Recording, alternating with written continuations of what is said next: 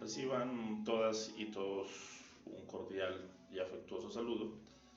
de el suscrito abogado y su docente universitario Dani Chamorro. En la presente sesión vamos a hablar de un proceso muy importante en materia civil, como lo es el proceso declarativo especial de deslinde y amojonamiento.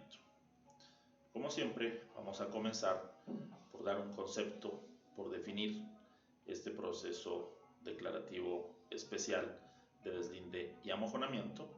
y en tal sentido diremos que es un proceso por medio del cual una persona que obra como demandante pretende que se marque una línea limítrofe entre dos predios contiguos y que esa línea limítrofe se haga visible y se inscriba en instrumentos públicos para solucionar un conflicto existente entre dos personas que ejercen derechos respecto, repetimos, de dos predios o lotes contiguos o vecinos y que no se ponen de acuerdo o tienen un conflicto con respecto a la línea limítrofe entre estos. Debemos decir que por lindero entendemos un límite de un lote de terreno como tal, y por mojón entendemos una señal que puede ser natural o puede ser artificial, que demarca igualmente un límite de un lote de terreno como tal. Por lo tanto, miren ustedes que a través del proceso de deslinde y amojonamiento, lo que pretendemos,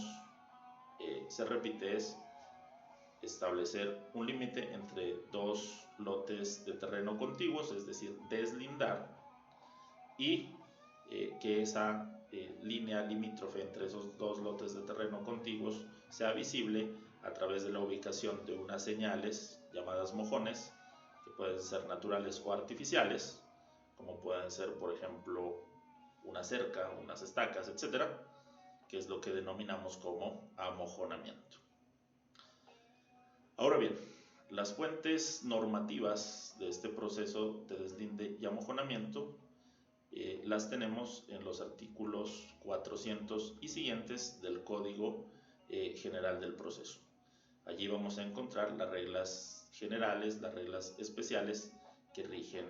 este proceso declarativo especial de deslinde y amojonamiento. La competencia, es decir, el juez que va a adelantar, que va a conocer este proceso, es el juez civil municipal o del circuito, dependiendo del valor o avalúo catastral que tenga el inmueble demandante. Ya sabemos que entonces, si ese avalúo catastral es de mínima cuantía o menor cuantía, corresponderá al juez civil municipal, y si es de mayor cuantía, corresponderá al juez civil del circuito. Es decir, allí tenemos un factor de competencia objetivo por razón de la cuantía. Y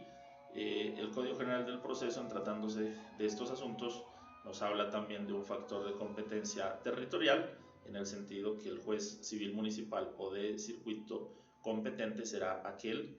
del lugar en el que se encuentran ubicados los lotes colindantes respecto de los cuales se pretende el deslinde y el amojonamiento. El sujeto activo, es decir, el demandante dentro de este tipo de proceso, puede ser el propietario de uno de los lotes colindantes, es decir, por propietario entendemos aquella persona que ejerce respecto del bien tanto la disposición del bien como el goce del bien, nos dice el Código Civil, sin más limitaciones que las que nos establece la ley. También puede presentar la demanda, es decir, también puede ser demandante el nudo propietario, es decir, aquel propietario que puede disponer del bien pero se ha desprendido del goce en virtud de que ha constituido a favor de una tercera persona un usufructo. Puede demandar también dentro de este proceso el usufructuario, es decir, aquella persona que tiene el goce del bien más no la disposición del bien, y tiene el goce del bien porque un propietario de ese bien le ha concedido dicho goce. Asimismo, puede demandar el comunero o copropietario en caso de que ese lote colindante tenga dos o más propietarios. Y por último, puede ser demandante también el poseedor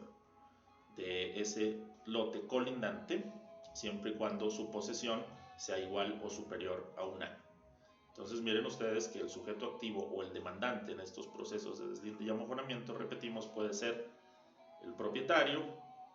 puede ser el nudo propietario, es decir, la persona que entregó en usufructo, es decir, se desprendió, conserva la disposición del bien, pero se desprendió del goce del bien en virtud de que transfirió o concedió un usufructo a una tercera persona. Puede ser demandante el usufructuario, puede ser demandante el comunero o copropietario y el poseedor que tenga una posesión de un año o más. En cuanto al sujeto pasivo en este proceso, es decir, al demandado, pues será toda persona que ejerza un derecho real respecto del lote contiguo al lote del demandante. Por derecho real, recuerden ustedes que entendemos todo derecho que se ejerce respecto de un bien sin tener en cuenta, digamos, a otra persona como tal. Bueno, en cuanto al trámite del proceso, es decir, cuáles son los pasos o etapas que se adelantan en el proceso declarativo especial de deslinde y amojonamiento, tenemos en primer lugar la conciliación extrajudicial, es decir, el agotamiento del requisito de procedibilidad de la conciliación, por cuanto así lo establece la Ley 640 de 2001, que regula la conciliación, y el Código General del Proceso. ¿Sí? El proceso declarativo especial de deslinde y amojonamiento no está exceptuado de agotar el requisito de procedibilidad de la conciliación, por lo tanto esa será la primera etapa de nuestro proceso de deslinde y amojonamiento. En segundo lugar, la demanda, que como todos sabemos pues debe reunir los requisitos contemplados en el artículo 82 del Código General del Proceso, que no son otros que la designación del juez al que se dirige la demanda, la identificación del demandante, la identificación del demandado, los hechos de la demanda, las pretensiones, el fundamento de derecho, las pruebas, el juramento estimatorio, la cuantía y las notificaciones. A esta demanda, sin embargo, en tratándose del proceso declarativo especial de deslinde y amojonamiento, deben anexarse unos anexos, digamos, especiales propios de este proceso, como lo son el certificado de libertad y tradición de los predios colindantes, en primer lugar. En segundo lugar, este certificado debe tener una antigüedad de 10 años si es posible, si no, digamos, la antigüedad que podamos aportar. En segundo lugar, el título del demandante respecto de su bien. Entonces, si hablamos de propietario, de nudo propietario, de usufructuario, de comunero o de poseedor, entonces el título que lo acredita como tal. Cuando hablamos del poseedor, el Código General del Proceso nos pide prueba sumaria. Y recordemos que por prueba sumaria entendemos aquella prueba que no ha sido controvertida, ¿no?, por la contraparte. Entonces será el poseedor el que determine pues la prueba que aporte para determinar que es poseedor y que su posesión ha sido de al menos un año y en adelante, que es el requisito que establece el Código General del Proceso para este tipo de personas, para el poseedor. Y por último, un anexo obligatorio es un peritaje en el que se determine los linderos de los predios colindantes, la línea limítrofe que pretende el demandante que se establezca en esos predios, es decir, el deslinde, y de igual manera las mejoras si hay lugar a ellas. Ahora bien, una vez presentada la demanda, el siguiente paso es la admisión, inadmisión o rechazo de la demanda, y recordemos que la demanda se rechaza por falta de jurisdicción, por falta de competencia o porque ha operado la caducidad. De igual manera, En cuanto a la inadmisión de la demanda se inadmite porque ésta no cumple con los requisitos legales del artículo 82 y los requisitos legales en general que están establecidos en el ordenamiento jurídico colombiano. Y la demanda se admitirá cuando, contrario sensu, cumple con los requisitos del artículo 82 y los requisitos legales generales del ordenamiento jurídico colombiano. Entonces, miren ustedes, tenemos conciliación, demanda, admisión de la demanda y acto seguido continuamos con la notificación de la demanda al demandado. Y para el efecto, recordemos que el Código General del Proceso establece para el demandante 3 herramientas para efectos de notificar al demandado: la notificación personal, la notificación por aviso y la notificación por emplazamiento. Para efectos de la notificación personal, el demandante envía una comunicación al demandado invitándolo para que dentro de los 5 días siguientes a recibir esa comunicación comparezca al juzgado a notificarse personalmente de la demanda. Si el demandado acude al juzgado y se notifica de la demanda, a partir del día siguiente de esa notificación le comienzan a correr los términos para que ejerza su defensa. Si el demandado no acude dentro de esos 5 días a notificarse de la demanda, entonces tenemos la notificación por aviso, en la que el demandante envía dicha notificación al demandado por correo postal autorizado, y a partir de la finalización del día siguiente de aquel en el que el demandado recibe la notificación por aviso, se entiende debidamente notificado y le comienzan a correr los términos para que ejerza su defensa. Y si se desconoce la dirección del demandado, entonces se procede a la notificación por emplazamiento, en la que el demandante pide al juez le señale 2 medios en los cuales publicar dicha notificación. Una vez el juez señala estos 2 medios, el demandante escoge uno de ellos, hace la publicación, allega al despacho copia de esa publicación o la constancia de haberlo hecho y remite una comunicación al Consejo Superior de la Judicatura, al Registro Nacional de Emplazados, para que dicha notificación se incorpore a la página web. Una vez esta información ha sido cargada a la página, después de 15 días o pasados o transcurridos 15 días, a partir del día siguiente el demandado se entiende debidamente notificado. Ahora bien, una vez el demandado ha sido notificado de la demanda, bien sea por cualquiera de estos medios que acabamos de mencionar, entonces viene la siguiente etapa del proceso declarativo especial de deslinde y amojonamiento, que son los actos de defensa del demandado. Y para el efecto, la norma le concede al demandado 3 días, en los cuales éste puede ejercer su defensa. Recordemos que decíamos que los demandados, fundamentalmente para ejercer su defensa, cuentan con 4 actos procesales,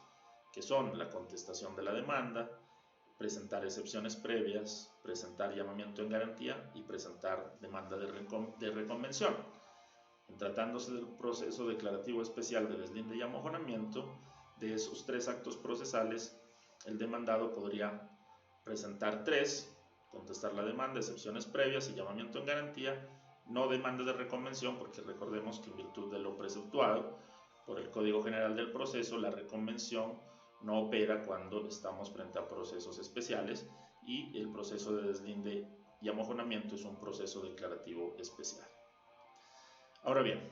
la contestación de la demanda, recordemos pues, debe reunir los requisitos del artículo 96 del Código General del Proceso, que en esencia tienen que ver con la designación del juez,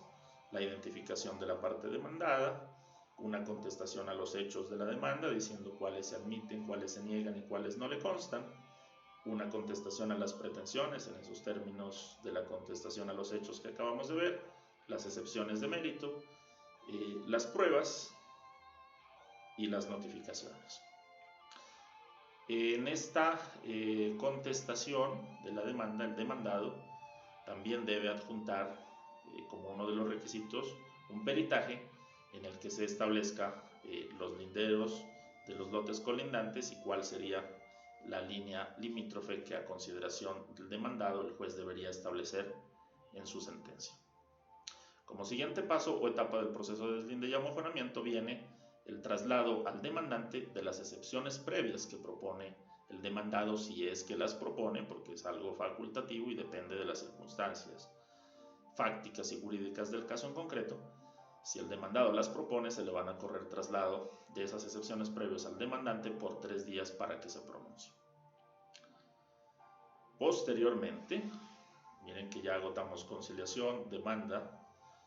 admisión de la demanda, notificación de la demanda al demandado, actos de defensa del demandado, traslado de las excepciones previas del demandado al demandante si el demandado las propuso. Acto seguido, el juez fija fecha y hora para una diligencia que se llama diligencia de deslinde y amojonamiento. Esta diligencia comienza en el despacho del juzgado en el que se encuentra el juez, se encuentran sus auxiliares y van a concurrir allí las partes acompañadas de sus apoderados judiciales, al igual que de los peritos que rindieron la prueba pericial que se aporta con la demanda, la contestación de la demanda. Y de allí estas personas se van a trasladar al lugar donde se encuentran ubicados los predios colindantes respecto de los cuales se pretende deslindar y amojonar. Una vez en el lugar de los hechos, el juez va a proceder a la práctica de las pruebas, tanto de la prueba pericial como de la prueba testimonial y la prueba documental, fundamentalmente el estudio de los títulos de esos predios colindantes. Y allí, en esa diligencia de deslinde y amojonamiento, el juez va a establecer dicho deslinde y dicho amojonamiento. Ante esta situación pueden presentarse dos hipótesis. La primera, que no exista oposición de ninguna de las partes, ni del demandante ni del demandado,